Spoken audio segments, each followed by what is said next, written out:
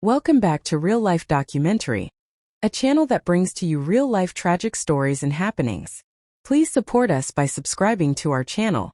Now to today's episode. Abigail Renee Crawford, born in 1975 to a middle-class family in Hartford, Connecticut, showed remarkable intelligence and ambition from an early age. With both parents being educators, they instilled in her a passion for learning and a strong sense of discipline. She excelled academically, especially in mathematics and economics, which earned her a full scholarship to Yale University. Theodore Blackwell, born in 1970, grew up in a wealthy family with generations of accumulated wealth through astute investments and political ties. Despite his privileged upbringing, Theodore was determined to create his own path. He attended Harvard Business School, where he developed his talents for strategic thinking and networking. Their lives intersected in the summer of 1997 at a financial conference in New York City. Abigail, who had just graduated and was working as a junior analyst at a renowned firm, was immediately drawn to Theodore's charisma and confidence. Theodore, on the other hand, admired Abigail's quick wit and ambitious nature. Their romance began over a late-night conversation about market trends and blossomed into a sunrise walk through Central Park. Within a year, they were engaged, and their 1998 fall wedding became one of the most talked-about social events of the year. Abigail and Theodore Blackwell seemed to have the perfect life. Theodore's sharp business instincts, combined with Abigail's financial expertise, made them a formidable power couple. They settled in Ashbury, where Theodore founded his own consulting firm, with Abigail serving as CFO. The early years of their marriage were filled with success, as the company thrived, attracting prestigious clients and building a reputation for innovative solutions. Together, Abigail and Theodore were unstoppable, their complementary skills pushing the company to new heights. They quickly became prominent figures in Ashbury's social scene, hosting extravagant parties and generously supporting local charities. To outsiders, the Blackwells had it all: an incredibly successful business, a beautiful home, and a seemingly strong, loving marriage. Friends often commented on the deep connection between them, noting their affectionate glances and tender moments, even after years of marriage. However, beneath this picture-perfect life, trouble was brewing. Unbeknownst to their friends and colleagues, the seeds of betrayal had already been planted, slowly growing beneath the surface. By the spring of 2006, the cracks in their flawless facade started to show. Abigail, always proud of her sharp intuition, began to sense changes in Theodore's behavior. His late nights at the office became more frequent, and his explanations grew vaguer with time. The affectionate gestures that once flowed naturally between them now felt forced, as if they were merely going through the motions. This growing sense of unease gnawed at Abigail, feeding her suspicions. Abigail began closely monitoring Theodore's actions, becoming increasingly suspicious. She noticed unusual charges on their credit card and overheard secretive phone conversations that abruptly stopped when she entered the room. Despite her growing concerns, Abigail remained outwardly composed, unwilling to confront Theodore without solid proof. Her worst fears were confirmed one rainy Tuesday afternoon in April. Theodore had hurriedly left his laptop at home before rushing to a meeting. While it sat unattended, a notification appeared on the screen, an email from an unknown sender with the subject line: "Can't wait to see you tonight, my love." With shaking hands, Abigail opened the message, and her world crumbled. The email was from Veronica Dequa, a French art dealer whom Theodore had met at a business conference in Paris the previous year. The message detailed their ongoing affair in explicit terms, leaving no doubt about the depth of their relationship. Attached were intimate photos, driving the betrayal deeper into Abigail's heart. As she sat there, staring at the irrefutable evidence of Theodore's infidelity, a whirlwind of emotions overtook her. Shock turned to rage, which then gave way to a deep, painful sense of betrayal. Tears streamed down her face as she reflected on the years she had devoted to building a life together with Theodore, only to have it all destroyed by his selfishness. However, as the initial flood of emotions began to subside, a cold and calculated determination started to rise within her. Abigail realized she was at a crossroads. She could confront Theodore, risking everything, or she could bide her time and craft a plan for revenge so devastating that it would ruin him completely. As rain poured down outside their mansion, Abigail made a fateful decision. In that moment, she resolved to set in motion a chain of events that would alter both of their lives forever. In the days that followed her discovery, Abigail went through her routine like a robot, her mind constantly working on plans and strategies. She knew that if she wanted her revenge, it would require patience, cunning, and an unbreakable will. Her goal was to hurt Theodore where it would wound him most: his pride and his wealth. The first step was to ensure that Theodore remained unaware of her knowledge of the affair. Drawing upon her finely tuned acting skills, sharpened from years of attending high society events, Abigail presented herself as the same devoted wife she had always been. She observed Theodore's every move with new perspective, watching him lie with ease and take her loyalty for granted. With each passing day, her resolve grew stronger. Abigail began crafting a plan that would secure her financial future and bring Theodore to his knees. The opportunity to set her plan in motion came sooner than she had expected. One evening at dinner, Theodore excitedly told her about a new venture, a groundbreaking financial technology platform that he believed could revolutionize the industry. His enthusiasm was palpable as he spoke about the potential profits and prestige this project could bring. Sensing her chance, Abigail seized the moment.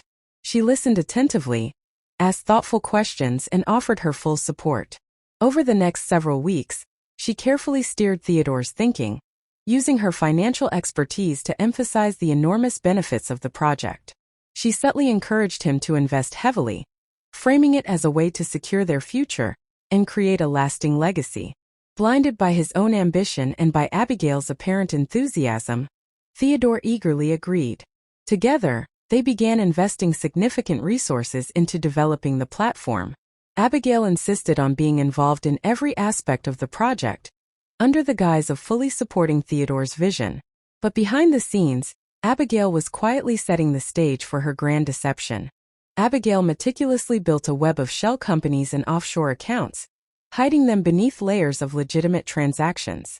As their company began to generate significant profits, she devised a sophisticated scheme of financial misdirection, quietly siphoning off small amounts of money that would be virtually undetectable within the larger operations.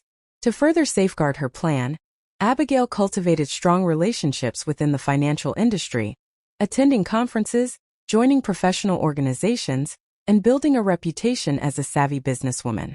These connections would eventually provide her with valuable information and potential allies. During this time, Abigail maintained her facade flawlessly, continuing to play the role of a supportive and loving wife. She never let her true intentions slip, even as she worked behind the scenes to sabotage everything Theodore valued. Whenever the emotional burden of her deceit became too much, she reminded herself of Theodore's betrayal and the pain it caused, strengthening her resolve. As months turned into years, Abigail's secret fortune grew, stashed away in hidden accounts around the world. She knew her plan required time and patience, but she was willing to wait. To her, revenge, like a fine wine, only improved with age. Over the next decade, the company expanded from a promising startup into a dominant force in the financial technology sector.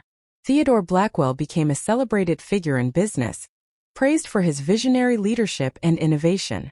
Abigail stood by his side at every public appearance, the picture of a devoted wife. However, behind closed doors, it was Abigail who was the true mastermind behind the company's success. Her financial expertise and strategic vision drove the company's most profitable ventures.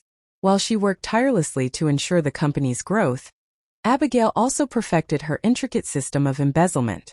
As the business flourished, so did her opportunities to siphon off even more funds. She created a complex labyrinth of transactions, each one small enough to avoid detection, funneling profits through intermediary companies and into her secret accounts. Abigail took full advantage of international banking laws and the rise of cryptocurrency to further obscure the money trail. Meanwhile, Theodore, consumed by the company's success and his ongoing affair with Veronica, remained blissfully unaware of Abigail's plotting. He basked in the adulation of the business world, accepting awards and delivering keynote speeches at prestigious events. His ego swelled alongside the company's success, making him even more vulnerable to Abigail's subtle manipulations. She expertly played on his inflated sense of self-importance, encouraging him to take greater risks, expand into new markets, and pursue bold acquisitions. Each new venture gave her fresh opportunities to funnel more money into her hidden accounts, all while ensuring the company remained profitable enough to protect her cover. In Theodore's eyes, he was the architect of their success, but in truth, Abigail was pulling the strings, patiently waiting for the moment when she would bring everything crashing down. As the years passed, Abigail's secret fortune grew to staggering levels. She invested wisely, diversifying her hidden portfolio across real estate, precious metals, and art. She even created a separate identity, Evan Sinclair, complete with flawless documentation, which she used to manage her assets and plan her eventual escape. Despite her private endeavors, Abigail maintained her public persona with unwavering dedication. She chaired charity events, built relationships with influential figures, and even authored a best-selling book on financial empowerment for women. Her reputation as a brilliant businesswoman and philanthropist flourished, providing her with a powerful network of contacts for the future. Living a double life took its toll on Abigail. There were nights when she lay awake, questioning the morality of her actions. But then she would recall the look of adoration on Theodore's face when he was with Veronica or overhear him making plans for another secret rendezvous, and her resolve would harden once more. As the company approached its 10th anniversary, Abigail knew the time had come to execute the final phase of her plan. The company had reached its peak valuation, and market analysts were starting to question whether its rapid growth could be sustained. Abigail recognized this as the perfect moment to strike, when Theodore's guard was down and the financial world was still praising him. To prepare for her endgame, Abigail began to gradually withdraw from her roles in the company and their social life, citing a desire to focus on her philanthropic work and personal projects.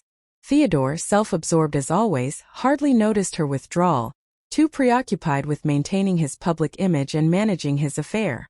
As the pieces of her plan came together, Abigail felt a mix of excitement and anxiety. She had spent 13 years carefully crafting her revenge, and soon she would witness its completion. The empire she had helped build was about to crumble, and from its ruins she would emerge, wealthy beyond imagination and finally free from the shackles of her fraudulent marriage. Despite Abigail's meticulous planning, there were several close calls over the years when her scheme almost unraveled.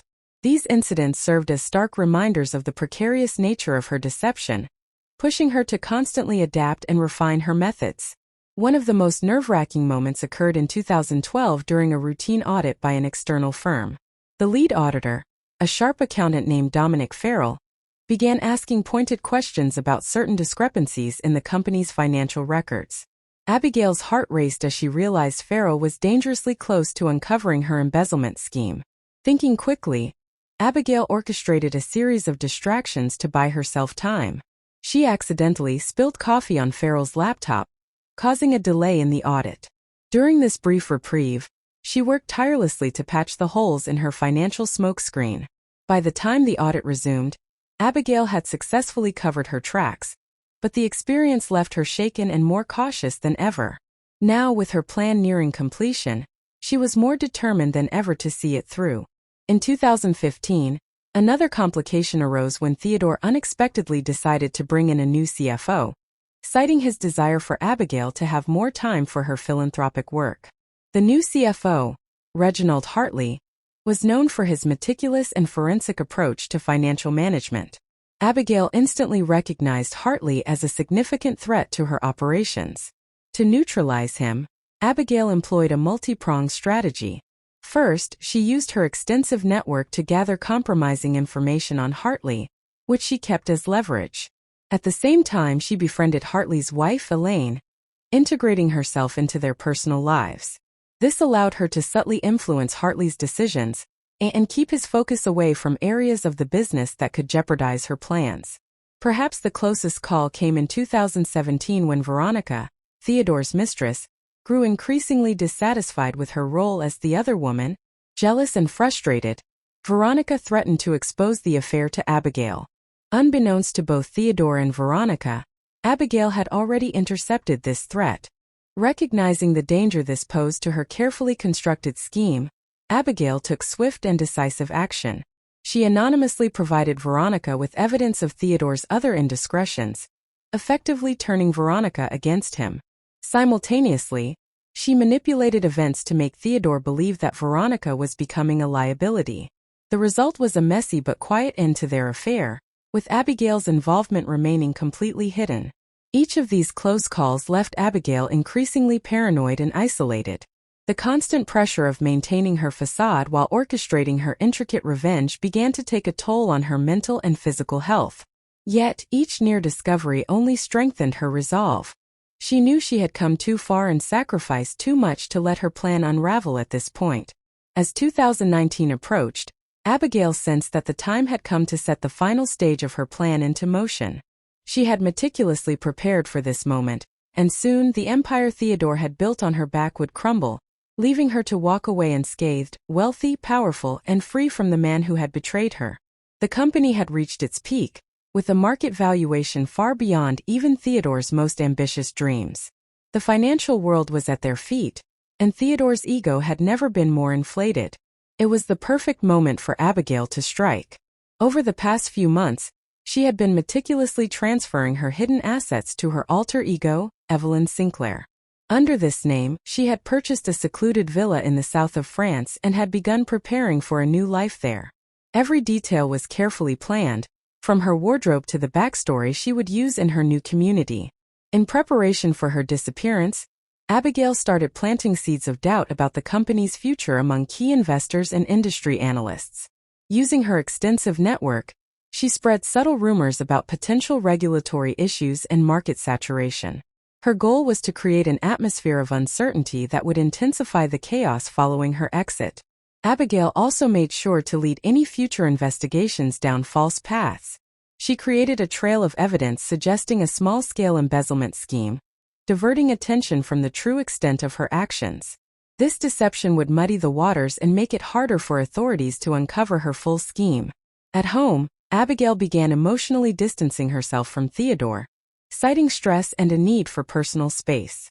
She hinted at taking a solo vacation to find herself, laying the groundwork for her eventual disappearance. Theodore, as self-absorbed as ever, barely noticed the changes in his wife's behavior. The night before her planned departure, Abigail allowed herself a moment of reflection. Standing in her walk-in closet, surrounded by the symbols of the life she was about to leave behind, designer dresses, expensive jewelry, photos of a once happy couple, she felt a brief pang of doubt.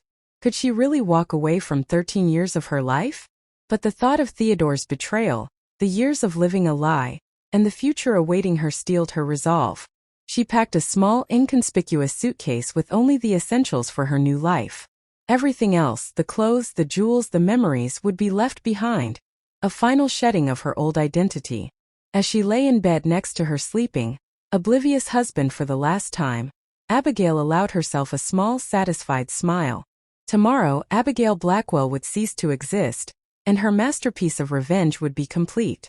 On the morning of September 15, 2019, Theodore Blackwell woke to find the other side of the bed empty. This wasn't unusual, as Abigail was often an early riser. But something was off. The house was silent. No smell of coffee, no sound of the shower or closet doors. He called out for her, his voice echoing through the empty rooms. As the minutes passed and his calls went unanswered, a growing sense of unease crept over him. He checked her closet, and his alarm deepened as he noticed some of her clothes were missing. Theodore noticed that Abigail's favorite suitcase was missing from the attic. In the kitchen, he found a note propped against the coffee maker. I need some time to myself. Don't try to find me. At first, Theodore assumed she had followed through on her talk of a solo vacation. But as the hours passed and his calls to her phone went straight to voicemail, his concern deepened. By evening, with still no word from Abigail, Theodore called the police to report her missing. News of Abigail Blackwell's disappearance spread through Ashbury like wildfire. Search parties were organized, and flyers were distributed. However, behind the scenes, the investigation took an unexpected turn. As detectives examined the Blackwells' financial records, they uncovered discrepancies. Small at first but growing larger and more numerous. It became clear this was no ordinary missing persons case. As days turned into weeks with no sign of Abigail, the focus of the investigation shifted. What started as a search for a missing woman was evolving into a complex financial crimes investigation. At the center of it all was Theodore Blackwell, who faced questions he couldn't answer and accusations he couldn't refute. The financial discrepancies uncovered by the police led to a full-scale audit of the company's books. What they found shocked the financial world. Years of careful embezzlement were revealed, amounting to millions siphoned off through a complex web of false accounts and shell companies. The auditors were stunned by the intricacy and longevity of the fraud. Initially, all fingers pointed to Abigail as the mastermind. Her role as CFO and her mysterious disappearance made her the prime suspect. However, as investigators dug deeper, they found evidence implicating Theodore as well. His signatures appeared on key documents, authorizations for suspicious transfers, and emails discussing questionable strategies. Theodore denied any knowledge of the fraud, insisting he had been duped by Abigail, but his defense seemed weak in the face of mounting evidence. Theodore's once sterling reputation crumbled. The company's stock price plummeted, investors fled, and clients severed ties. The empire he had spent years building collapsed almost overnight. The stress took a severe toll on his health, leading to anxiety attacks and insomnia. His appearance became haggard, and he grew increasingly isolated as friends and associates distanced themselves. Desperate to salvage his reputation, Theodore hired a high-profile defense attorney and scheduled a press conference. But on the morning of the event, tragedy struck. Theodore was found unconscious in his study, having suffered a massive heart attack. Despite efforts to revive him, he was pronounced dead at Ashbury General Hospital. The official cause of death was acute myocardial infarction, brought on by extreme stress. The news of Theodore's death added another layer of sensationalism to the scandal. Speculation ran rampant. Had the investigation stress broken him? Was it guilt over his role in the fraud? Or had he taken his own life after losing everything? Theories even suggested that Theodore's death wasn't from natural causes. As the dust settled, the full extent of the Blackwell deception came to light. The company was declared bankrupt, leaving hundreds jobless and countless investors out of pocket. The financial technology sector, once hailed as the future of finance, faced increased scrutiny and regulation. But one question remained unanswered. Where was Abigail Blackwell? Some painted her as a criminal mastermind, orchestrating one of the most audacious frauds in financial history. Others saw her as a victim, forced into drastic action by an unfaithful husband. Conspiracy theories abounded, with some even suggesting Theodore's death wasn't natural. But the truth remained elusive, locked away with Abigail, who had pulled off the ultimate disappearing act.